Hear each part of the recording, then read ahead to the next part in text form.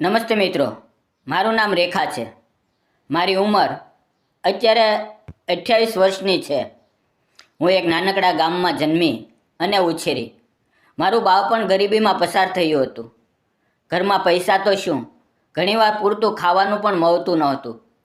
મારા પિતા ખેતરમાં મજૂરી કરતા અને મા ગામના ઘરોમાં કામ કરવા જતી. છતાં તેઓએ મને ક્યારેય દુઃખ અનુભવવા દીધું નહોતું. હું નાની હતી ત્યારે જ સમજવા લાગી હતી કે ગરીબી કેટલી મોટી વસ્તુ છે. ઘણી વખત હું સ્કૂલથી આવતી ત્યારે મારી મા થાકી ગયેલી આંખોથી હસીને કહેતી, બેટી તું ભણજે, તારો સમય સારો આવશે. પણ ભાગ્યે કદાચ મારા માટે કંઈક અલગ જ લખ્યું હતું. હું માત્ર 18 વર્ષની હતી ત્યારે મારા લગ્ન થઈ ગયા. મારા પતિનું નામ દીપક હતું. દીપક પણ ગરીબ પરિવારનો જ હતો, પણ દિલનો ખૂબ સારો માણસ હતો. તે ખેતરમાં મજૂરી કરતો. સવારે વહેલી સવારથી સાંજ સુધી તે ખેતરમાં કામ કરતો અને ઘરે આવીને મારી સાથે હસતો, વાતો કરતો. ગરીબી હોવા છતાં અમારા ઘરમાં પ્રેમ હતો. થોડા વર્ષ પછી અમારા ઘરમાં એક નાનકડી પરીની આવક થઈ. અમારી દીકરી પિંકી જન્મી. તે દિવસ મારી જિંદગીનો સૌથી ખુશીભર્યો દિવસ હતો. દીપક તો એટલો ખુશ હતો કે આખા ગામમાં મીઠાઈ વહેંચી. તે કહેતો, મારી દીકરી રાજકુમારી બનશે. જીવન ધીમે ધીમે આગળ વધી રહ્યું હતું. ગરીબી હતી પણ આશા પણ હતી. પણ એક દિવસ એવો આવ્યો કે મારી આખી દુનિયા તૂટી પડી. તે દિવસ સાંજે મને આજે પણ યાદ આવે છે તો હૃદય કંપી જાય છે. દીપક હંમેશાની જેમ ખેતરમાં કામ કરવા ગયો હતો. બપોર પછી ગામમાં અચાનક હાહાકાર મચી ગયો. કોઈ દોડીને મારા ઘરે આવ્યું અને કહ્યું કે દીપકને સાપ કરડી ગયો છે. હું ગભરાઈને ખેતર તરફ દોડી ગઈ. ત્યાં દીપક જમીન પર પડેલો હતો. લોકો તેને બચાવવાનો પ્રયત્ન કરી રહ્યા હતા, પણ બધું વ્યર્થ હતું. થોડા સમય પછી ડૉક્ટરે કહી દીધું કે હવે તે નથી રહ્યો. તે ક્ષણે મને લાગ્યું કે મારી દુનિયા જ ખતમ થઈ ગઈ. હું એકલી પડી ગઈ હતી. મારી ગોદમાં નાની પિંકી હતી અને આગળ આખું જીવન પડ્યું હતું. ગામના લોકો થોડા દિવસ સહાનુભૂતિ બતાવીને પોતાના કામમાં લાગી ગયા, પણ મારી મુશ્કેલીઓ તો હવે શરૂ થઈ હતી. મારે જીવન ચલાવવું હતું, દીકરીને ઉછેરવી હતી. તેથી મેં ગામના મુખીદાદાની વાડીમાં મજૂરી કરવાનું શરૂ કર્યું. દરરોજ સવારે પિંકીને લઈને હું વાડીમાં જતી.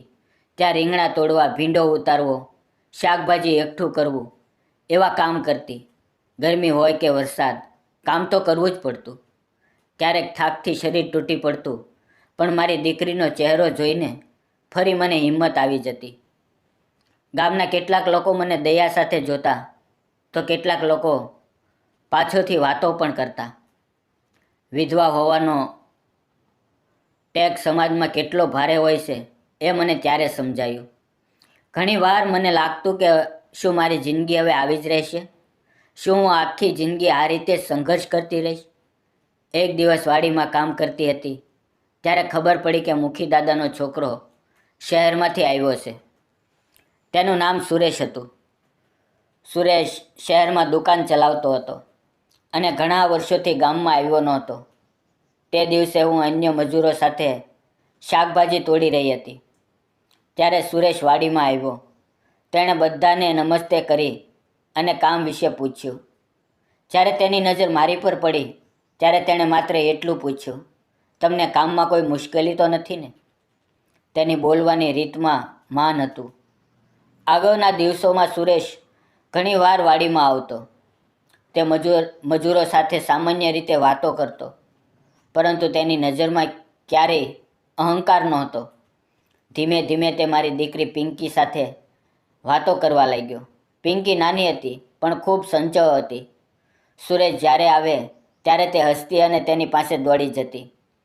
આમ સમય પસાર થતો ગયો. સુરેશને મારી પરિસ્થિતિ વિશે બધું ખબર પડી, છતાં તેણે ક્યારેય દયા બતાવી નથી. તેણે હંમેશા માન આપ્યું. તે કહેતો, રેખા તમે ખૂબ હિંમતવાન છો. આ શબ્દો મારા માટે મોટી વાત હતી. એક દિવસ સાંજે કામ પૂરું કરીને હું ઘરે જતી હતી ત્યારે પિંકીને અચાનક તાવ આવી ગયો. પહેલાં તો મેં વિચાર્યું કે સામાન્ય તાવ હશે, પણ રાત્રે તેની હાલત ખરાબ થવા લાગી. હું ગભરાઈ ગઈ. ગામમાં યોગ્ય સારવાર પણ નહોતી. હું રડી રહી હતી. ત્યારે અચાનક દરવાજા પર ટકોરા પડ્યા. બહાર જઈને જોયું તો સુરેશ ઊભો હતો. તેને ખબર પડી હતી કે પિંકી બીમાર છે. તે તરત જ અમને શહેરના હોસ્પિટલમાં લઈ ગયો. આખી રાત હોસ્પિટલમાં મારી સાથે રહ્યો. ડૉક્ટરે કહ્યું કે જો થોડું મોડું થયું હોત તો હાલત ગંભીર બની શકતી હતી. તે દિવસ સુરેશ ન હોત તો કદાચ હું મારી દીકરીને ગુમાવી બેઠી હોત. પિંકી ધીમે ધીમે સાજી થઈ. તે દિવસ પછી મારા મનમાં સુરેશ માટે ખૂબ આદર ઊભો થયો. તેણે કોઈ સ્વાર્થ વગર મારી મદદ કરી હતી. થોડા દિવસ પછી સુરેશે મને શાંતિથી કહ્યું, રેખા, હું ઘણા દિવસથી એક વાત કહેવા માંગુ છું. હું જાણું છું કે તમારું જીવન ખૂબ દુઃખમાંથી પસાર થયું છે, પરંતુ હું ઈચ્છું છું કે તમે ફરીથી ખુશ રહો. જો તમને યોગ્ય લાગે તો હું તમારી સાથે લગ્ન કરવા માંગુ છું, અને પિંકી મારી પોતાની દીકરી જેવી રહેશે. તેના શબ્દો સાંભળીને હું નિશબ્દ બની ગઈ. મારા મનમાં ઘણા પ્રશ્નો હતા. સમાજ શું કહેશે, લોકો શું વિચારશે? પરંતુ પછી મેં વિચાર્યું કે જે માણસે મુશ્કેલીમાં મારી મદદ કરી, મારી દીકરીને બચાવી, તે ખરેખર સારો માણસ છે. થોડા દિવસ વિચાર કર્યા પછી મેં હા કહી. મુખી દાદા પણ ખુશ થયા. ગામમાં સાદાઈથી અમારા લગ્ન થયા. કોઈ ધામધૂમ નહોતી, પણ દિલમાં શાંતિ હતી. આજે મિત્રો ઘણા વર્ષો પછી હું જ્યારે મારી જિંદગી તરફ પાછું ફરીને જોઉં છું, ત્યારે લાગે છે કે કદાચ ભગવાને મને બીજી તક આપી હતી. સુરેશે માત્ર મને નહીં, મારી દીકરીને પણ સ્વીકારી. આજે પિંકી તેને પપ્પા કહીને બોલાવે છે, અને તેના ચહેરા પર જે ખુશી છે તે જોઈને મને લાગે છે કે મારી તમામ પીડા વ્યર્થ નહોતી. આ કહાનીમાંથી હું માત્ર એટલું કહેવા માંગુ છું કે વિધવા કે વિધુર વહુ કોઈ શ્રાપ નથી.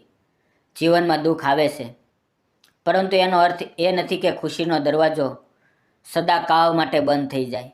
દરેક વ્યક્તિને ફરીથી પ્રેમ અને સન્માન સાથે જીવવાનો અધિકાર છે.